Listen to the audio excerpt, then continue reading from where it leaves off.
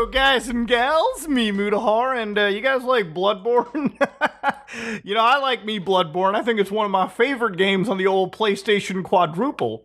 But to understand, the game's not available for PC. I think there's a lot of people that cope a lot and, imagine in their dreams that one day they're able to see the Bloodborne Steam page. And while Sony doesn't seem like they care, they'll port everything else to the PC. Miyazaki, he doesn't really own the IP, neither does From Software completely. So until Sony decides to care, we're not going to get any Bloodborne on PC. Now, I personally think that maybe if a Bloodborne 2 gets announced, and yeah, I have been snorting the copium, okay? Then maybe we might get it on PC. But to be fair, the thing about PC gaming is with emulators, oftentimes this task is taken into our own hands. Now, I've talked about games like Metal Gear Solid 4, one of my favorite games ever. That game is still locked to complete consoles, okay? The PlayStation Triple, for crying out loud. Now, look, Chad Warden might like the PS3, I like the PS3, but let's be real, it's an aging system. So at the end of the day, alright, keeping these games on PC preserved down the road is actually of utmost importance. Imagine playing Metal Gear Solid 1, 2, and 3 and then sitting on your computer, depressed because you're like, man, how do I get into the fourth experience? Do I buy a PlayStation just for one game? Or can I emulate a game that Konami and Sony aren't even selling anymore? So yeah, because of this and the efforts of the actual emulation community, playing games like Metal Gear Solid 4 at 60 frames per second with 4K, whatever controller you want, even actually emulating the multiplayer now is entirely possible. And it's not just Metal Gear, it's games like Killzone 2, which allow you to play its bombastic multiplayer, even if it is with bots or other players online, at your own comfort. Now, because of emulators, we've kept entire game franchises alive. One game franchise, Bloodborne, is actually one thing that I wanted to talk about today, because we've actually gotten to a point where you can get to the character creator in the emulators, okay? So to understand, the emulator we're looking at right now is Shad PS4. Now, PlayStation emulators, or PlayStation 4 emulators in specific, there's a whole bunch of them, okay? I made a video about a year ago where we were looking through a whole list of these. Now, if you look into it, emulator-wise, you've got RPCX, Obliteration, Orbital, Shad PS4, Spine, which we actually ran Sonic Mania on a long time ago, and you've also got compatibility layers like FPPS4, PS Off, GPCS4, Kaiti, and PS4 Delta. Now, compatibility layers are different. They're not necessarily emulators. They're basically tools that are designed to translate calls on the fly to a operating system that you use. So when I play Elden Ring on my PC, it's not because From Software made a Linux version of the game. No, I download the Windows version, and I use a compatibility layer like Proton to translate those Windows calls to Linux on the fly, meaning that I can play the game with little performance loss or basically native at best. Now, of course, with PlayStation 5, the only way to play Bloodborne on PS5 or really any updated system is officially through Sony.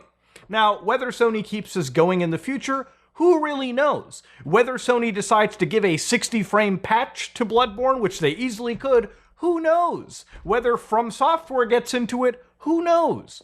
So again, going back to Shad PS4, I went to their website and immediately right here, I was a little bit shocked, okay? Gave me a little sketchy vibe, so to speak. So immediately in their news, they're like, Blueborne. Oh boy, we got some Blueborne here. So immediately I looked into it. I'm like, today we have a big surprise for y'all. Shad PS4 is the first emulator that gets to the character screen on Blueborne game. Well, it's still far from playable, but a start has been made. Now, what I'm about to show you may not be the most mind-blowing experience, but it's something that I feel is important, right? You have to understand progression. Years ago, we went from having a black screen crashes from Metal Gear Solid 4 to having it completely fully playable on a computer, okay? Insane stuff. So they had a video posted of version 0.1.1, so very much in the fucking alpha state. So to show you how it works over here, firing up the emulator, you can actually see Sony Computer Entertainment presents in red text, okay? So the color buffer's a little wild. You got the Japan Studio font right there, the splash screen From Software, and I shit you not, what's actually baffling is you get to go to Bloodborne's actual login screen. So here you can actually select play offline, play online, you go to new game, and you can actually go to the brightness screen, you basically hit whatever you have to, And where the game tends to have a little bit of an issue, ladies and gentlemen, is the character creator screen. So on the contract screen, you can actually enter your character, your gender, age, origin, whatever. This whole graphic section of all the actual like icons for all of the stats, they're fucked up. The 3D rendering is fucked up, okay? So this is as far as we're getting. Now to give you an idea, a year ago, Bloodborne was basically given a black screen, okay? So what changed since then? Well, the Shad PS4 emulator, the way that they've basically been describing is that they've released a new version, a new core version of their system. And of course, one that I had to actually go to their GitHub to even understand exactly what was going on. So on their GitHub here for Shad PS4, they actually say it's an early emulator, and they've shown some games like Sonic Mania. They've shown Undertale, and We Are Doomed. So what they've said is small games are working, like Sonic Mania, Undertale, games that aren't exactly 3D, masterpieces like Bloodborne, games that are a little bit lighter and a lot easier to get running underneath an emulator.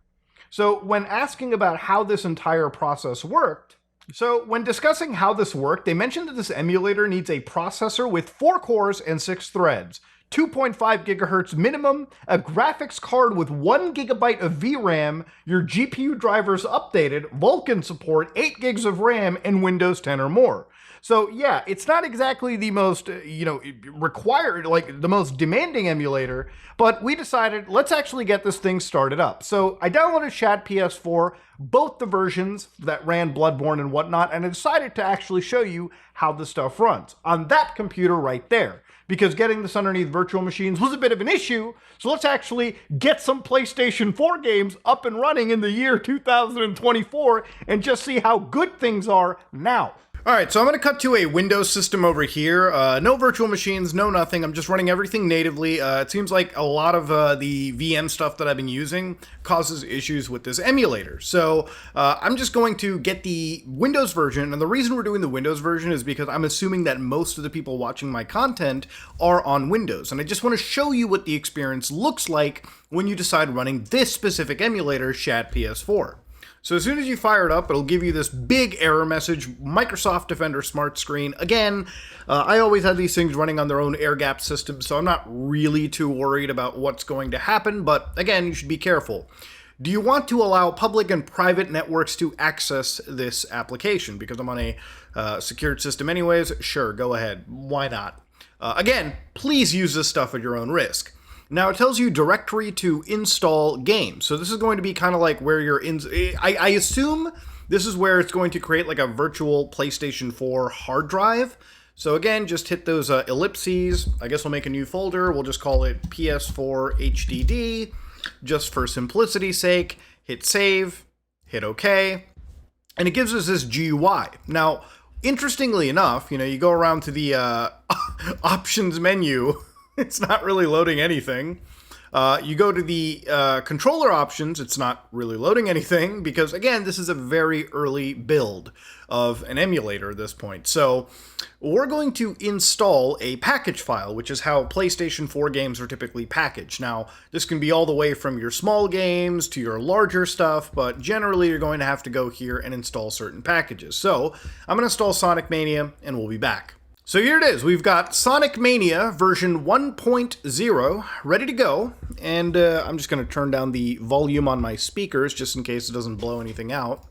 And we're just going to double click this and fire up the emulator and just see how this stuff works on a traditional system. So here it is, we are firing it up, and boom, we've got Sega. Now, of course, there's no actual, controller support, and you can see that we're going really fast. It's actually speeding through. Now, if you open up the task manager real quickly, you can see that in the background videos are working, but also you can see that performance-wise, it's actually not an emulator that is so crazy in terms of, I guess, resource, so we're just going to hit yes. Now, compared to the last time when I was looking at emulators like this, the colors were all kind of wonky. So, provided if you're okay with playing Sonic Mania at these blisteringly fast speeds, then yes, it does appear that Sonic Mania is actually functioning underneath the PlayStation emulator. So, to give an idea, this is a very light game experience, right? This is not something that is traditionally using 3D assets or something that is on the same tier as Bloodborne. But yeah, you can see that we can look around, hop,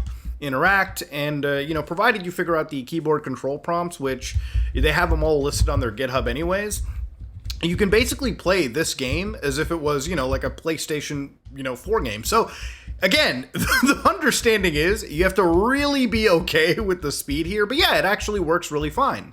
And, yeah, this is just Sonic Mania. Now, obviously, you can see that there's some hitching, but that's to be expected. From what I understand, they added in, like, a shader compilation to this entire thing, so that allows a lot more games to run according to them. They also did a lot of core work as well too, so there have been serious changes to this, and it's caused not just Sonic Mania but a lot of these other smaller games to function better. But yeah, would I choose to play Sonic Mania like this? Probably not, since there's a functional PC version anyways.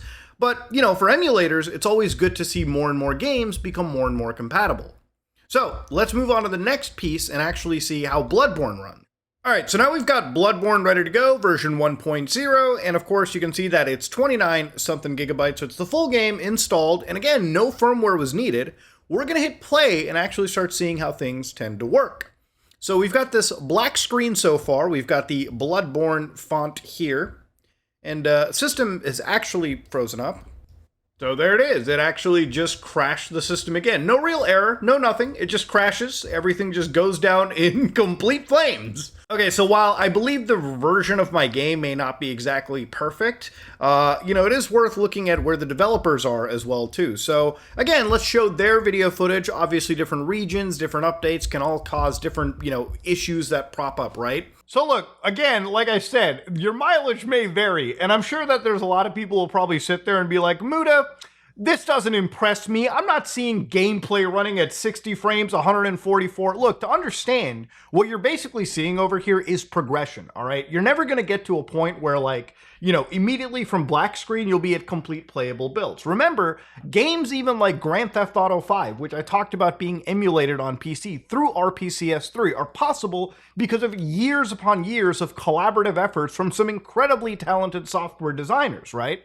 And it's one of the reasons why, especially down the road, as these programs mature, it's not just Bloodborne that's going to be running. It's a whole slew of other PlayStation games that are also, complicated in their own rights. Games like Gravity Rush 2 or even Gravity Rush Remastered. So what's also really impressive about this too is somebody actually tried running a one-piece game underneath it, and 3D was rendering absolutely, like, not perfectly, mind you, but animations were working, the frame rate was decent enough, like the person was actually touching 60 frames per second, and you actually started to see like proper conversations, interactions, and of course at one point even moving around a 3D space. So while graphics are garbled, this is incredibly impressive to see. This is probably the best 3D game that I've seen run on any of these PlayStation emulators right now. And of course, while textures are warping, they're having issues, the game seems to again show some pretty good progress going in further. And even other games like Persona 5 Royale, which obviously you might be like, why even care? That's also available on PC. It's not about that.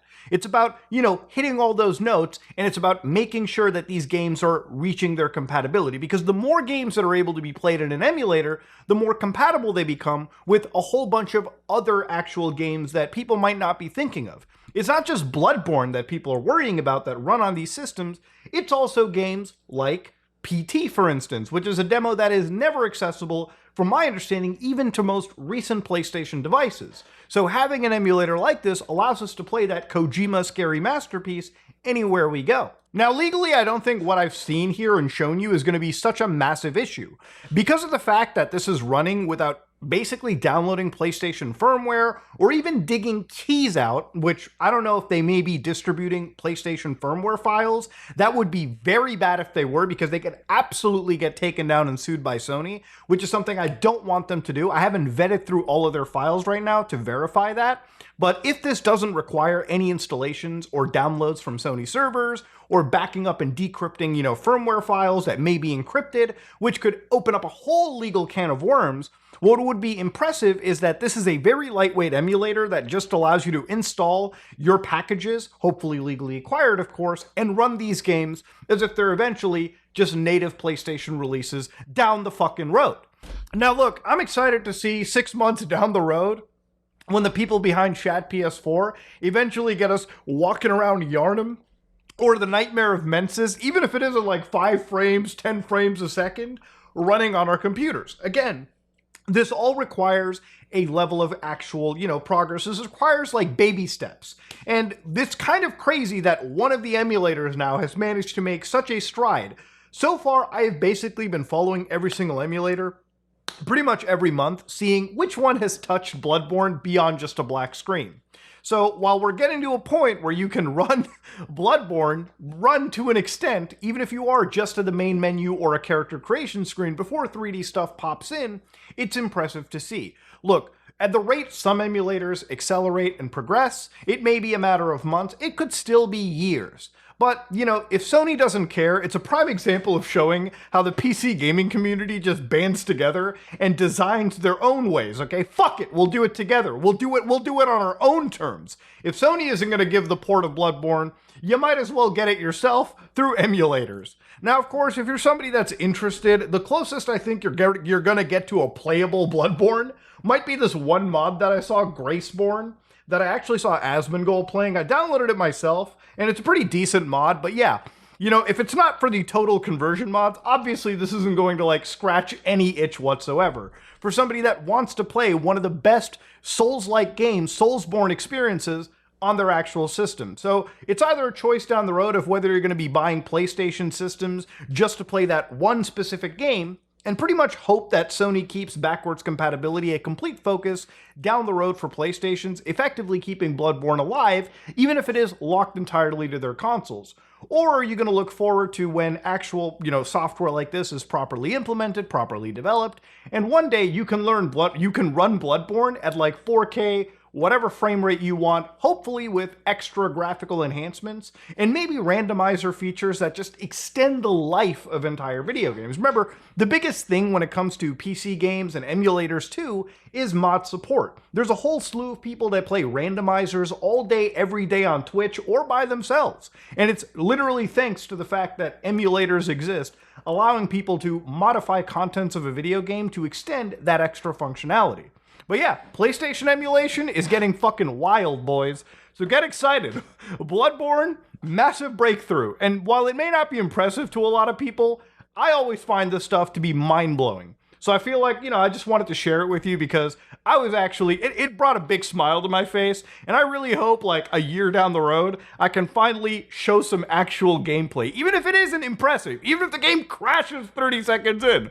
I just want to be able to walk around Bloodborne's world using my keyboard in an emulator, even if it is for a brief few seconds. That's the kind of shit I live for. And honestly, hopefully down the road, because of how these emulators work, maybe it won't be prohibitive to just the people that have the greatest hardware imaginable. But that is only going to be for time to say. And honestly, congratulations to the Shad PS4 guys for breaking the Bloodborne ceiling. But yeah, I'm excited to see what's down the road. I'm sure this might ask the other emulator developers to actually spark some competition. That said, this is me, Mutahar, and if you like what you saw, please like, comment, and subscribe. Dislike it if you dislike it, I am out.